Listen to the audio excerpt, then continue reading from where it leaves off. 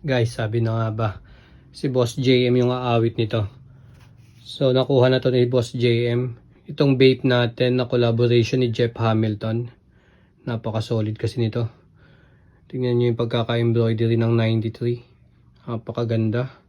Tapos yung vape head. Napakangas niya, no? Then, yung initial ni Jeff Hamilton. JH.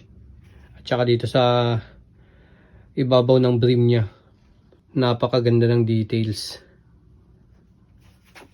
Then yung likod niya, ayan, naka-embroidery rin.